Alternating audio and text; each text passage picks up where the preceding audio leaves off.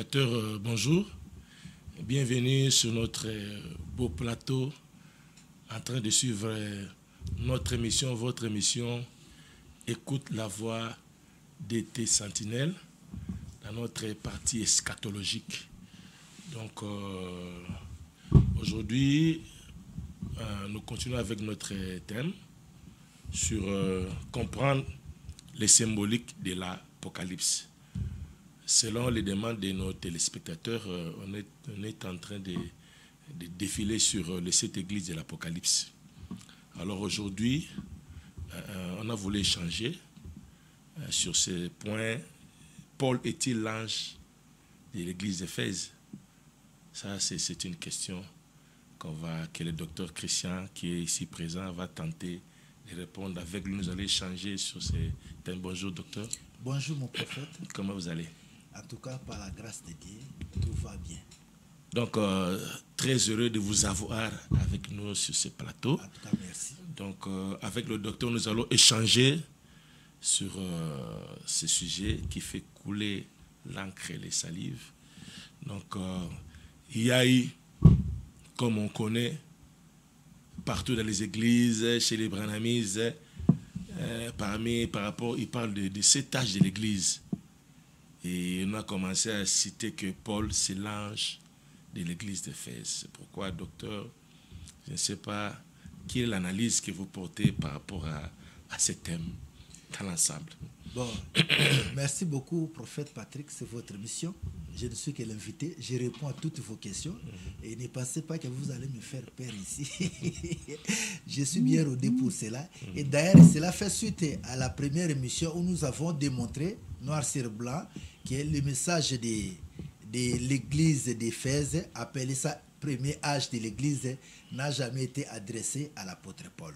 Pour la simple raison que lorsque vous voulez aller de manière systémique, là, vous confondez les choses. Pourquoi? Parce que les messages étaient individuels. D'abord, les messages étaient adressés à l'ange de l'église.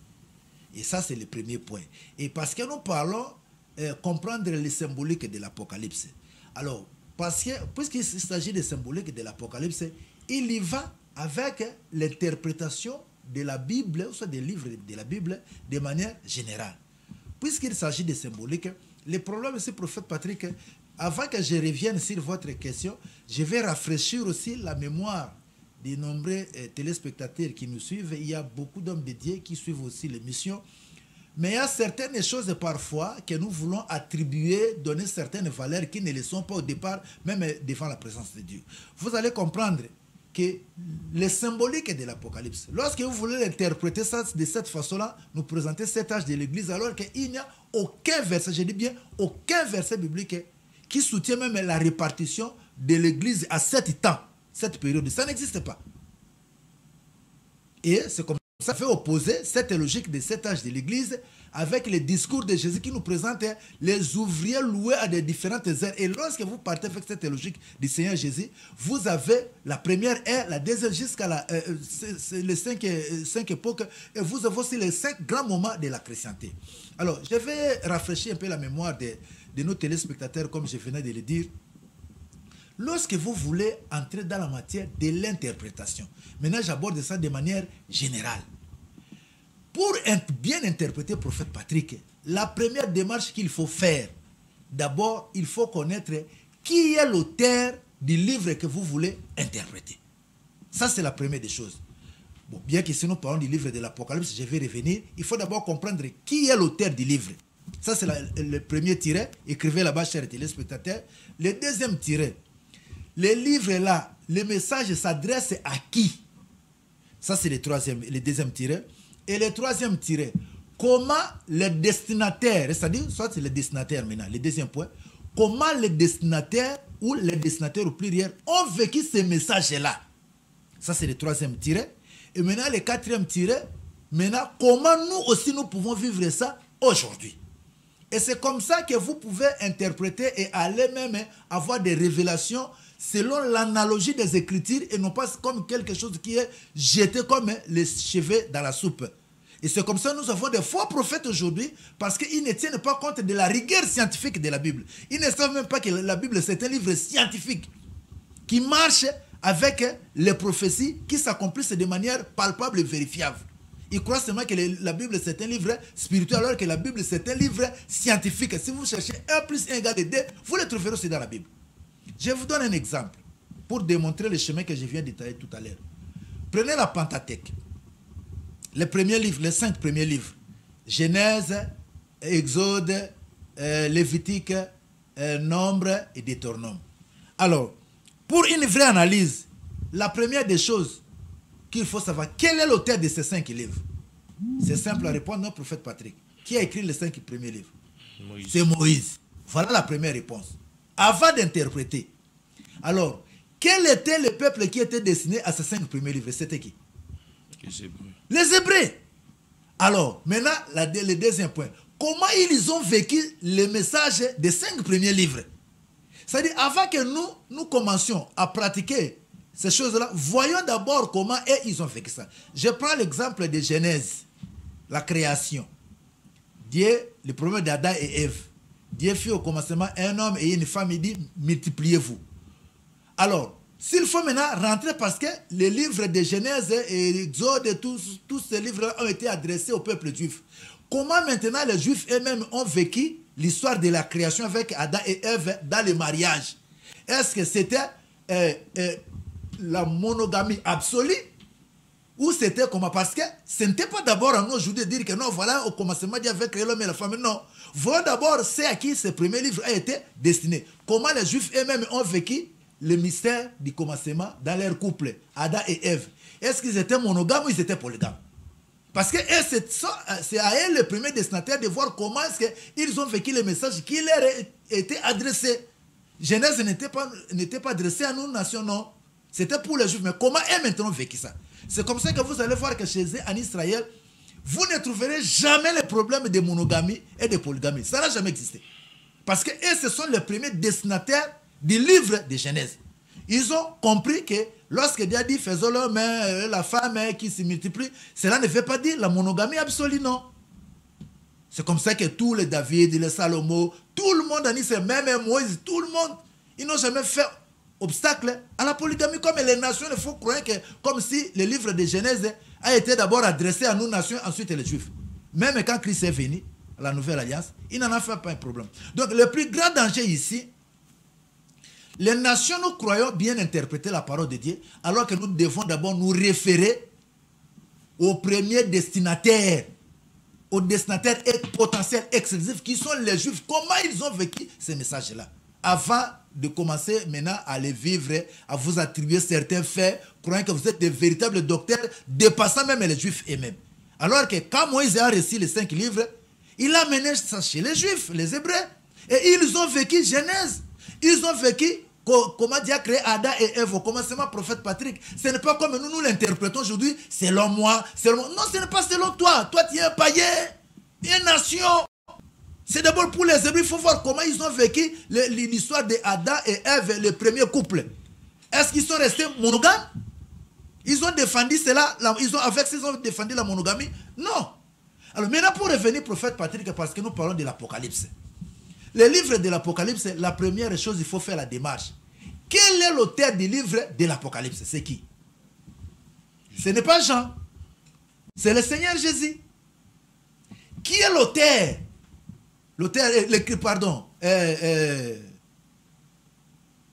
C'est lui qui a écrit. Le rédacteur.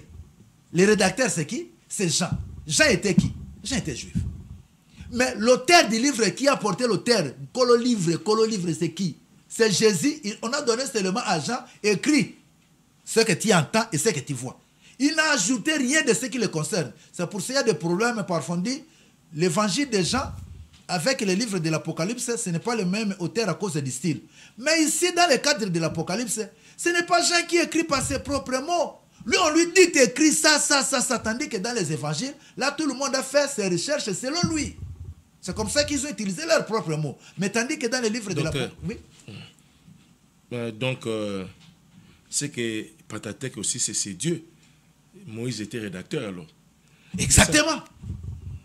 Merci, prophète Patrick. Toi, tu étais le magicien. Est-ce que c'est au Pentateuque? Oui.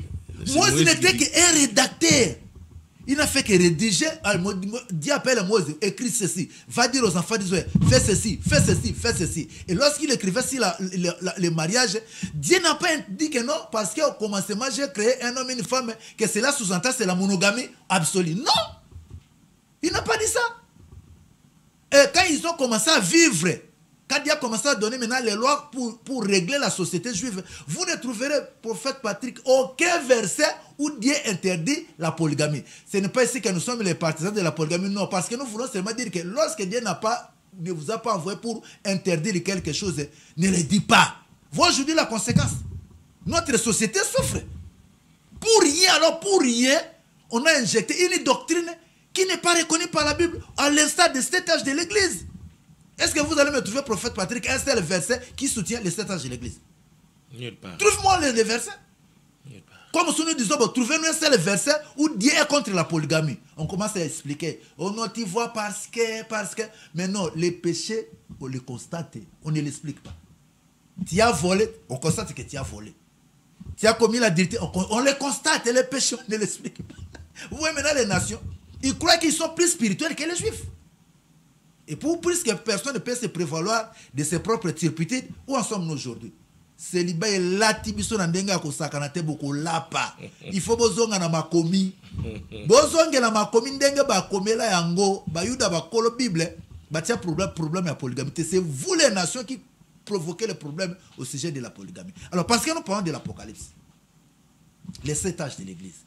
Donc l'auteur du livre de l'Apocalypse, c'est Jésus. Là, vous voyez maintenant que c'est un livre à caractère universel. Les destinataires, les rédacteurs, c'est Jean.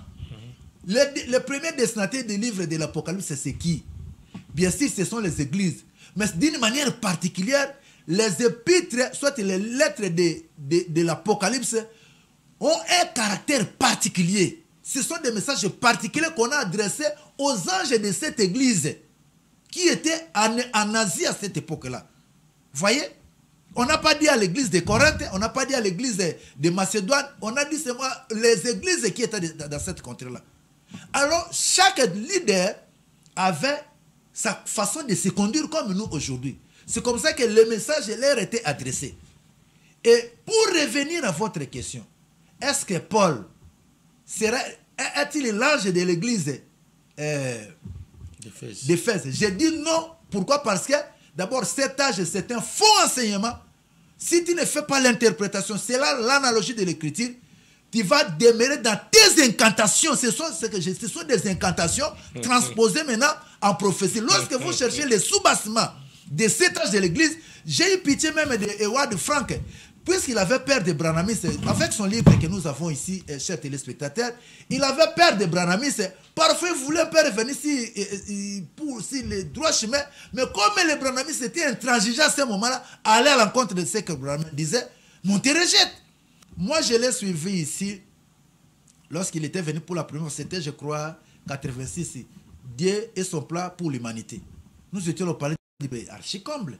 Mais il faut voir le prophète Patrick. Bon, c'est une parenthèse. Pour dire que tout ce qui dit aujourd'hui les 7 âges de l'église, ça n'a aucun sous-bassement biblique. Donc, si vous lisez maintenant la vie de Paul, parce que le message du prophète Patrick est adressé à l'ange de l'église par rapport à son comportement, à sa conduite. Docteur Christian. Oui. Maintenant, il faut nous apporter des arguments solides pour démontrer que Paul n'est pas l'ange d'Éphèse. Tu vois, parce que ça date un peu des décennies que ce message a été apporté et accepté. Maintenant, il faut démontrer avec des bases, des preuves que pour boukango pour sinon même ngabe na ozira il faut convaincre. Bando convaincre ngana no sinon nandimi sabango. Vous avez raison, apôtre, mon pasteur. Il est mon pasteur. Vous avez raison. C'est que vous dites là que parce que je vais te faire une indiscrétion. La semaine passée, j'étais en prière. Bon, je l'ai dit aussi, les autres vont écouter. Et après avoir gêné, bon, j'étais là. Je ne sais pas dans quelle attitude j'ai reçu ce message. C'était comme un rêve, une vision, quelque chose comme ça. J'ai médité sur la vie, ministère, après avoir gêné. Vous voyez l'attitude que nous prenons après avoir passé un moment de prière. Chers téléspectateurs, je ne sais pas comment Dieu m'a dit. J'entends, c'est comme une voix comme ça qui me dit, et Bamba, tu t'inquiètes beaucoup pour l'église. Tu t'inquiètes beaucoup. Mais avec les autres, vous chassez les démons, vous priez pour les gens, c'est bien. Mais particulièrement, je t'ai donné une mission particulière. Il m'a dit, souviens-toi de Jérémie. J'entends ces passages. Jérémie 1 chapitre 1, verset 1 à 10. Je t'ai donné une mission particulière. Tu dois démolir. Tu dois détruire.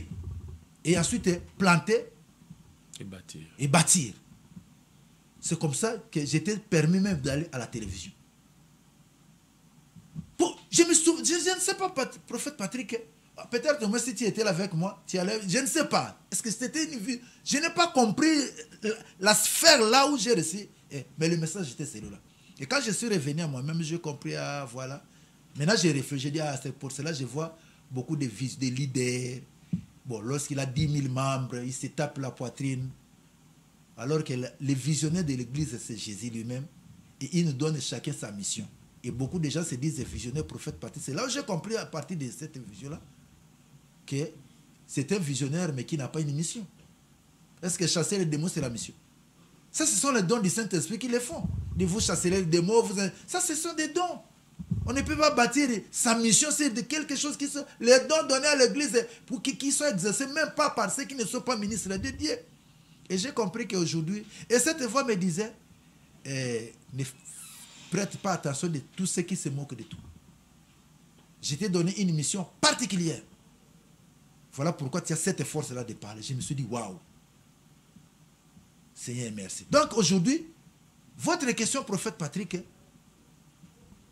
ayez confiance en celui qui m'a donné cette mission particulière de détruire cette sémence, ce faux enseignement de cet âge de l'église qui n'est pas biblique. Aucun verset de la Bible ne le soutient. Paul ne l'est pas pourquoi. Tu lis, vois un peu comment Paul lui-même prophétise sur la fin de sa carrière et comment Jean prophétise aussi sur cette église-là d'Éphèse. On l'avait lu l'autre fois. On va encore le lire parce que vous êtes là-dedans. Aujourd'hui, nous devons crever cet abcès-là pour montrer aux gens que d'abord, le 7 âge de l'église, c'est un faux enseignement. Paul n'est pas le messager de l'église d'Éphèse, non. C'est lui qui a implanté cette église-là. Et la première chrétienté, soit l'état des apôtres, ne se résume pas dans la vie de l'église de l'Éphèse. Voilà, c'est une caricature. Ça veut dire que les Pierre, les Jacques, tous ces chrétiens-là qui ont vécu à l'église primitive, c'était l'image de l'église d'Éphèse. C'est malheureux. Et qu'on nous montre, à la réalisation, qu'on nous donne un peu la pyramide là. Voyez encore une autre bêtise où vous allez placer les 7 âges de l'église, même pas sur Jésus, mais sur une pyramide. Vous voyez un peu la pyramide? Voyez, prophète Patrick. C'est là on place maintenant les 7 âges de l'église. Et vous voyez là, la première église de Paul, c'est de 33 à 172, je crois, quelque chose comme ça. Donc l'église primitive, tous ceux qui étaient là à l'église primitive, tous ces gens-là, les Pierre, les Jacques, tout, c'était l'église d'Éphèse. Bon sang, mon frère. Ça dit tous ces gens-là avaient abandonné le premier amour. Vous voyez, est-ce que vous pouvez vraiment croire à des bêtises comme ça, qui ne sont même pas appuyées par aucun passage de la Bible? Mais parce que c'est répandu comme une traînée de poudre, le monde entier s'est emballé dans cette logique, dans ces hérésies-là, et c'est devenu comme hérité. Donc, docteur, donc si Paul n'est pas le langue... Est-ce que vous pouvez prendre... Oui, je suis d'accord avec vous. Entre-temps, vous prenez Acte 20, là, on va lire. Écoutez d'abord Paul. Si Paul n'est pas l'ange d'Éphèse, donc les restes là... Mais c'est faux! Donc, le corso là, c'est déjà... Mais vous allez voir que ça va tomber comme un château de cartes ici. Je suis d'accord avec vous. Et vous croyez que vous allez me faire peur ici? Je n'ai pas peur, chers téléspectateurs. Dieu nous a forgés comme Jérémie. On est là pour détruire, démolir des faux enseignements comme des conquêtes sauvages qu'on fait greffer dans la parole de Dieu pour nous faire voir que c'est la parole de Dieu. Non.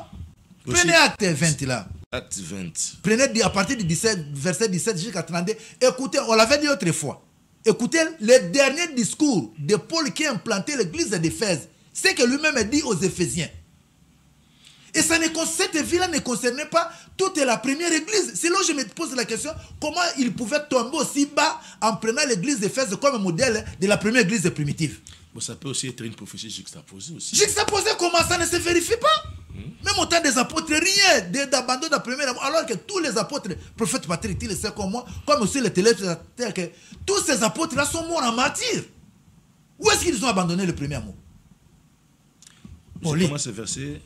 Tu commences au 17e verset. Cependant, des Milet, Paul envoya chercher à Éphèse les anciens de l'église. Il était à Milet. Il n'est pas arrivé à Éphèse. Il a envoyé, c'est comme s'il était à Kassangoulou. Il envoie des gens ici à Kinshasa pour chercher les anciens de la ville de Kinshasa. Ils vont les rencontrer à Kassangoulou. Je prends l'exemple de notre pays. Vous voyez? Il n'était même pas son dernier voyage. Paul n'a pas mis ses pieds à Éphèse. Continue. Lorsqu'ils furent arrivés vers lui, il leur dit, vous savez de quelle manière, depuis les premiers jours où je suis entré en Asie, je me suis sans cesse conduit avec vous, servant le Seigneur en toute humilité. Ça, c'est son dernier discours. Suivez bien, chers téléspectateurs, je ne veux faire aucun commentaire. Oui. Avec larmes et au milieu des épreuves que me suscitaient les embûches des Juifs. Ça, c'est l'apôtre. Vous savez que je n'ai rien caché de ce qui vous était utile.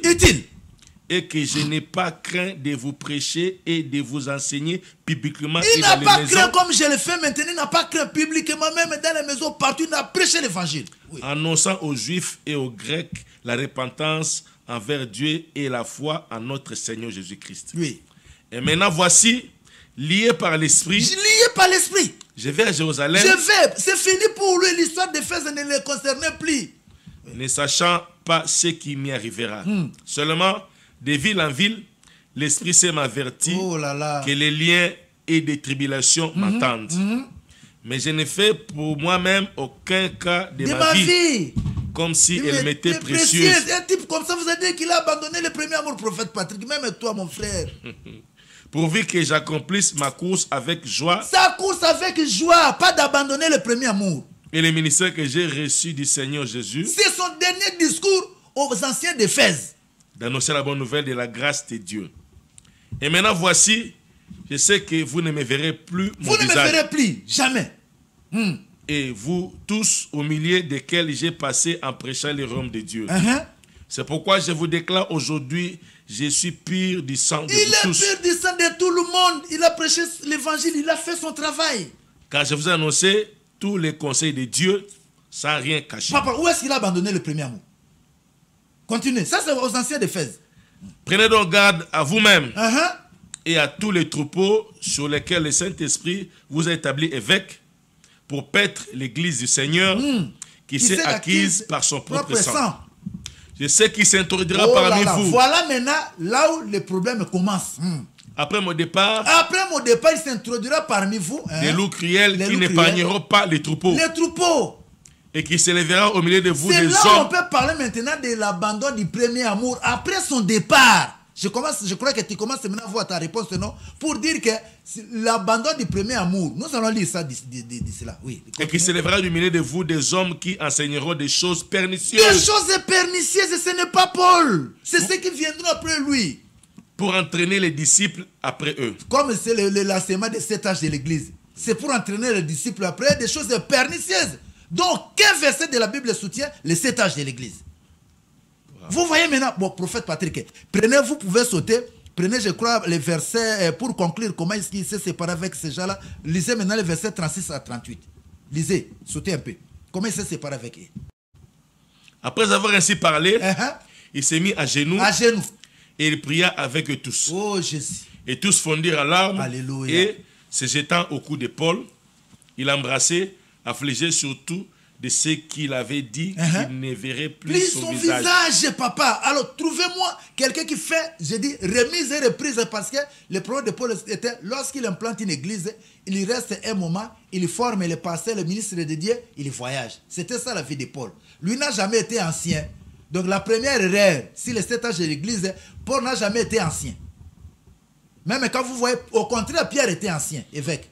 Mais Paul n'a jamais été ancien. D'abord, c'est une bêtise de dire que Paul était ancien. Lui-même dit qu'il n'a jamais été ancien. Alors, le message s'adresse aux anciens, en d'autres mots, les anges des églises. Paul n'a jamais dirigé l'église d'Éphèse. Il a implanté l'église, il n'a jamais été ancien. Il avait établi les anciens. Donc, si nous restons, si la Bible, il n'y a aucun passage qui affirme que Paul était... Mais, bon, trouvez-moi en effet une contradiction de ce que moi j'ai dit. Donc, docteur, oui. Jusque-là, donc, les autres nombres se dissipent peu à peu. Mais dites-moi, docteur, maintenant, à cette époque-là, lorsque Jean Oui. écrivait ces histoires. Allons maintenant chez Jean, parce que vous avez cité Jean. Allons maintenant le livre de l'Apocalypse. Quand il disait ça, Oui. Paul était où? À ce moment-là, non, ça c'est Paul qui dit. Ça c'était vers les années 67. Parce que Paul est mort, chers téléspectateurs. Si vous avez la Bible annotée, hein, je pouvais lire ça ici à cause du temps. Allez dictionnaire de la Bible annotée, frappez Paul, dernier voyage. On dit que Paul est décédé le 29 juin 67. Je dis bien, je reprends, Paul est décédé le 29 juin 67. Mais lorsque Jean trouve maintenant la révélation de l'Apocalypse, la même Bible annotée, vous tapez Apocalypse, vous descendez là au milieu, on dit Jean a écrit l'Apocalypse là 95 à peu près. 90 à 95. Jean était déjà décédé le 29 juin. Je donne la date, le mois et l'année. 29 juin 67. Lorsque Jean vient, il reçoit le message de l'Apocalypse, les 7 églises.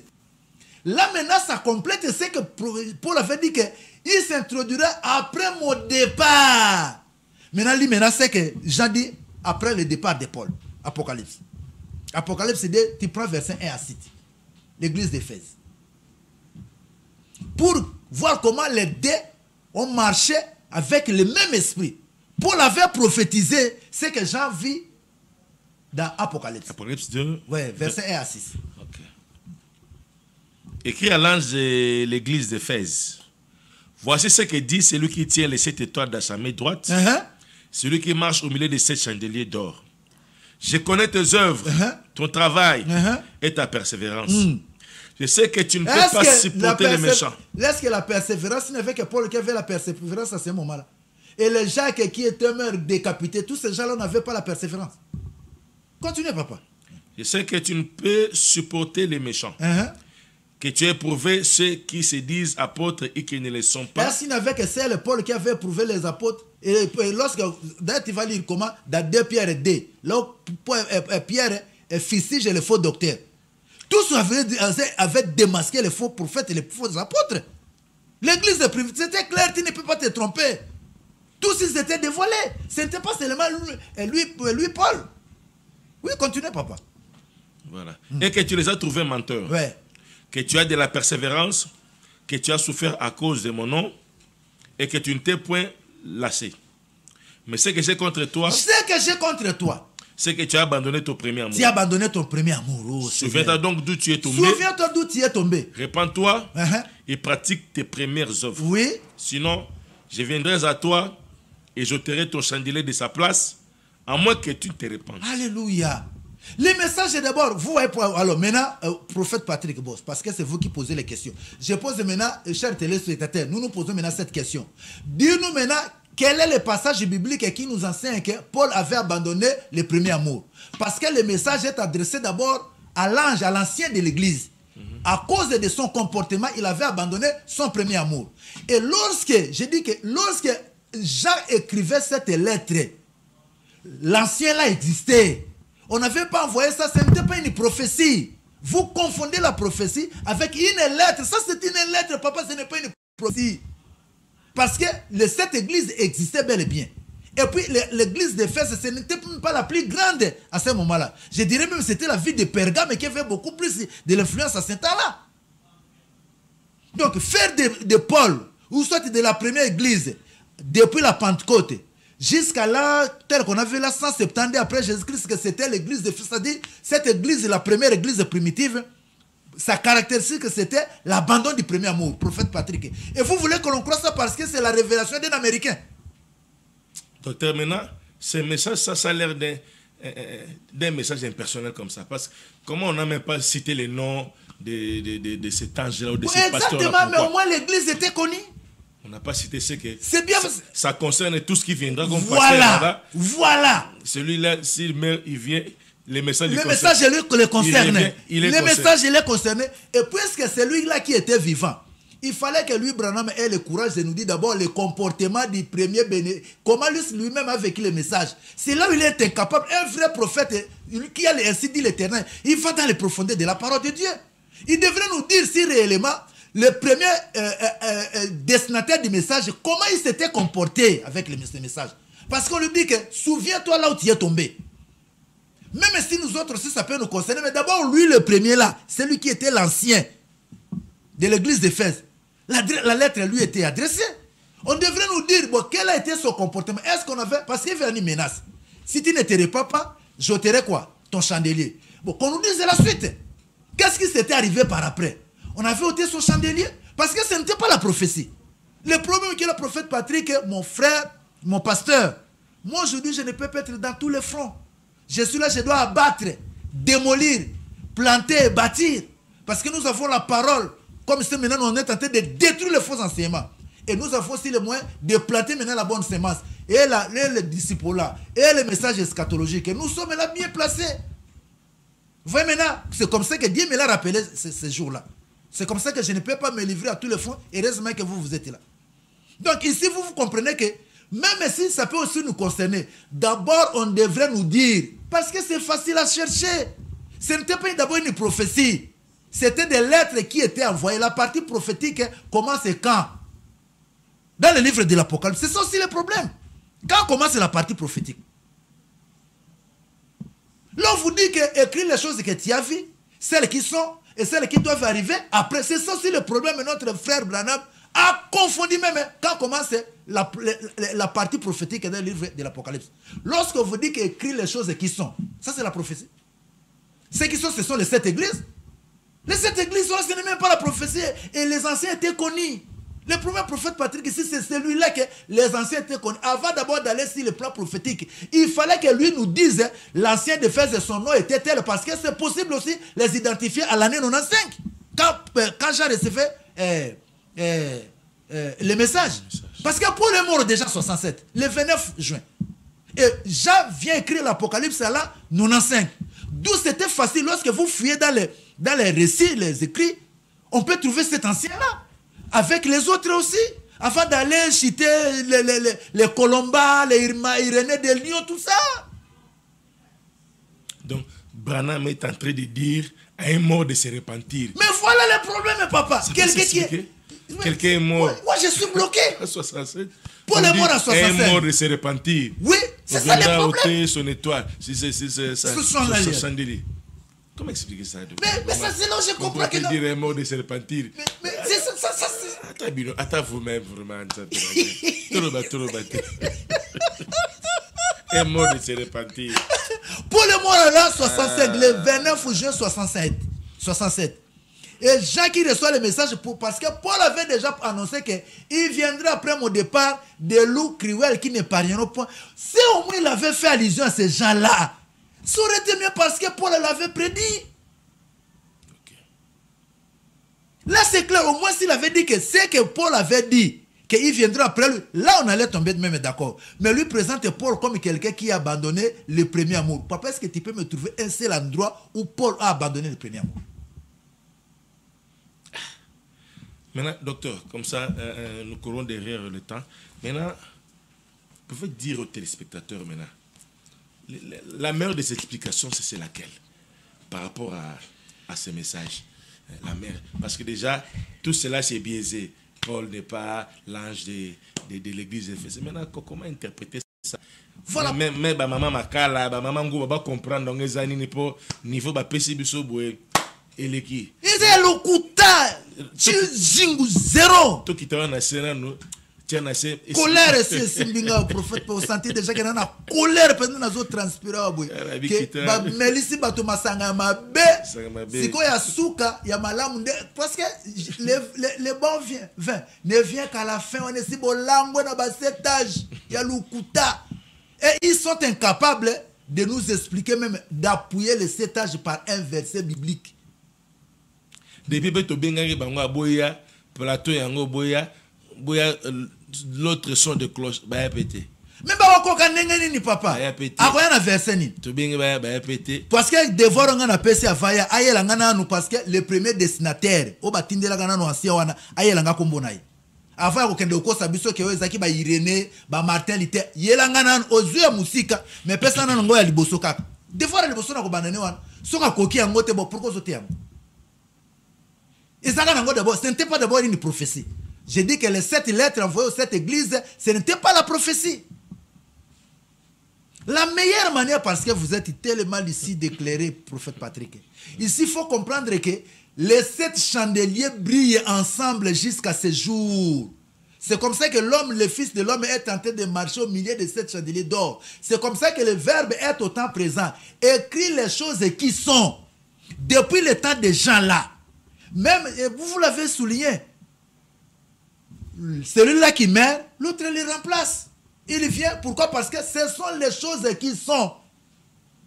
Écrit les choses que tu as vues, il avait vu quoi? Le premier chapitre, il a vu le Seigneur dans la gloire. Ça, c'est la théophanie. Les choses qui sont, les choses qui sont, c'est quoi? Les 7 églises. Est-ce que les 7 églises ont disparu? Non. Donc, na arbre boy, mais ça n'a rien à voir avec les choses qui sont. Ça n'a rien à voir avec qui est, parce que la preuve est que lorsque Paul décède le 29 juin, et lorsque vous lisez la Bible à noter, ça m'a fait mal. On a raconté comment on avait tué Paul. Il y a même une sœur qui lui avait remis un voile pour couvrir son visage. Et non. Et comment Paul s'est adressé à cette sœur-là, et jusqu'au lieu de supplice, ça m'a fait tellement mal. Ça, c'est le 29 juin 67. Et 95, maintenant c'est Paul qui vient dire à Jean qui est déjà dans la tombe, répands-toi. Sinon je viendrai à toi, j'ôterai ton chandelier. Même si tu veux faire je crois, comment on appelle ça, un raccordement frauduleux. Moutazan la tombe, quelqu'un qui est dans la tombe. Je cherche ça, je fouille ça dans ma mémoire. Il s'explique, quand j'ai lu Edouard de Franck ici, il a pataugé comme ça, il a cherché, mais j'ai dit, mais qu'est-ce que vous donnez? Ce sont des colonquettes sauvages, vidés de leur substance. Il n'y a rien de spirituel là-dedans. Une connaissance stérile qui amène les gens dans l'enfer. Vous voyez? Donc la meilleure manière, c'est de comprendre d'abord le style de l'Apocalypse du livre. Si aujourd'hui, on parle du livre d'Éphèse, il en va avec les autres églises. Tout ce qu'on a présenté là. D'abord, l'auteur de cet enseignement, qui? Le docteur Clarence Larkin, auprès de qui Branham a reçu le message. Il ne cite même pas Branham. Lui aussi a cité Paul. Mais qui nous prouve, lui, docteur Clarence Larkin, nous prouve que c'était Paul. Quelqu'un qui est déjà mort en 67. Le livre est écrit en 95. On lui demande de se repentir. Et on doit croire cela parce que c'est un Américain. Donc nous sommes tombés dans un sophisme qui ne dit pas son nom. Et les gens croient, ils aiment ça. Non, maintenant ça c'est le dernier âge. Ça c'est le dernier âge. Docteur, mais actuellement là, bon, il reste 3 minutes, on termine. Maintenant l'ange de l'Éphèse c'est qui? Comme c'est pas Paul, maintenant c'est qui? Mais pour être pragmatique, aujourd'hui l'ange de l'Éphèse là, vous l'avez bien souligné. Parce que l'ange là, son nom, au moins de rentrer à l'an 95. Fouiller dans le manuscrit, dans les écrits pour savoir qui dirigeait l'église d'Éphèse à ce moment-là. Mais comme nous sommes dans un rythme perpétuel, Dieu savait que jusqu'au temps de la fin, l'église d'Éphèse existera. Elle va symboliser ceux qui abandonnent le premier amour. Vous voyez, d'abord ça concerne le premier envoyé, avec lui tous ceux qui commenceront à poser le même comportement. Yes. Vous voyez, c'est comme ça qu'il faut comprendre que d'abord ça concernait les anciens que Paul prophétisait déjà qu'ils viendront après mon départ. Ceux qui ne parlent pas le brebis, des loups cruels. Ça commence avec eux. Vous voyez, jusqu'à ce jour, tous ceux qui abandonnent le premier amour, ils sont dans ces lots-là. C'est comme ça qu'il faut, parce que la Bible dit qu'écris les choses qui sont. Jusqu'aujourd'hui, quand nous lisons Apocalypse, écris les choses que tu as vues, celles qui sont et celles qui doivent arriver après elles. 3 parties du livre de l'Apocalypse. Alors, les choses qui sont, ce sont les 7 églises. Parce que le Saint-Esprit est là. Tant que le Saint-Esprit sera avec l'église, le message de cette église de l'Apocalypse sera toujours d'actualité. Pourquoi? Ça concerne la chrétienté dans son ensemble et non dans le cadre de 7 âges de l'église. Les 7 chandeliers brillent ensemble. Aujourd'hui, les 7 églises sont là ensemble. Papa, il n'y a pas ceux qui abandonnent le premier amour aujourd'hui. Il n'y a pas ceux qui pratiquent les doctrines de Nicolaïte aujourd'hui. Il n'y a pas de Jézabel aujourd'hui qui ont établi les femmes dans le ministère aujourd'hui. Est-ce que toutes ces églises-là n'existent pas aujourd'hui? Et est-ce qu'il n'y a pas de ceux qui traversent des tribulations aujourd'hui, des persécutions aujourd'hui? Toutes cette catégorie-là, papa, si vous regardez, ça existe. Comme ça a été, c'est pour cela que le verbe est autant présent. Écrit les choses qui sont. Pour dire que le caractère du verbe présent, pour démontrer que tant que l'église sera sur la terre, les caractères, ou soit la caractéristique de l'église d'Éphèse existera, d'Esmine, de Pergame, de Thyatire, de Sardes, de Philadelphie, toutes ces caractéristiques-là existeront. Parce que le verbe est autant présent, écrit les choses qui sont. Ce sont les 7 églises. Bon, dis-moi ce qui s'est passé au temps de ces 7 églises-là qui ne se voient pas aujourd'hui. Là où le trône de Satan, qui est condamné, je crois chez Pergame, il n'y a pas aujourd'hui de pasteurs ancrés dans le satanisme à outrance. Il n'y a rien de nouveau. Donc les caractéristiques de ces 7 églises-là, jusqu'à aujourd'hui, existent. Pour cela, on a dit à Jean, écris les choses qui sont. Voilà, c'est comme ça qu'il faut comprendre les 7 églises de l'Apocalypse. Ce n'est pas cet âge. Tous ces mosaïques-là tombent comme un château de cartes. Il n'y a rien à retenir sur les 7 âges de l'église. Ça n'existe pas. Les Colombas, ces gens comme ça. Demandez à Colomba, est-ce que toi-même tu es conscient que tu es aussi l'ange de l'église? Il te dira non. Moi, je ne sais pas. Comment lui, le concerné, ne sait pas que c'est lui? Seulement toi, Branham, qui est venu ici à la fin de temps, tu dis que non, c'était toi, Colomba. Tu sais, prophète Patrick, je me présente ces jours-là, comment ces gens-là vont se battre avec Branham. Parce qu'il les a taxés d'être ces anges-là. Ils lui diront non, moi, je n'ai jamais été cet ange-là. Vous voyez maintenant la confusion qu'il a entraînée à s'aimer au sein des chrétiens. Et heureusement que nous sommes là pour démolir, détruire, et puis bâtir, et puis poser les fondements. Lui-même, il s'est présenté le 7e. Le 7e. D'après sa mort, il n'y a plus donc, les feelings cassés, coupés. En tout cas, on se limite là pour aujourd'hui. Donc, on a retenu que l'ange de l'église d'Éphèse, c'est tout celui qui est en train d'abandonner son premier amour. Donc, il est dans cette liste. En commençant par les premiers, celui-là. Ouais, en commençant par celui que Paul a déclaré, a prophétisé, a annoncé dans l'acte 20. Ouais. Ça a commencé là-bas. Oui. Jusqu'à aujourd'hui. Jusqu'à aujourd'hui. Donc, on reviendra dans nos prochaines émissions pour continuer à d'autres églises selon les demandes de nos téléspectateurs. En tout cas, vos questions sont les bienvenues. Nous aurons aussi besoin de votre soutien, assistance, tant financière, matérielle pour l'avancement. Pour te c'est comme ça, Dieu m'a dit, tous ceux qui contribuent à cette émission parce que j'ai été envoyé pour ça, ne pleure pas beaucoup sur l'église. Fais ce que je t'ai dit. Tu dois démolir et que Dieu va bénir tous ceux qui vont soutenir cette émission. Amen, amen. Donc, le message est lancé. On est appelé tous à accompagner, à aider le docteur à arracher, à abattre, puis à ruiner. Et enfin, à bâtir, puis à planter. Amen. Sur ces notes, nous disons au revoir à nos prochaines éditions. Bye bye.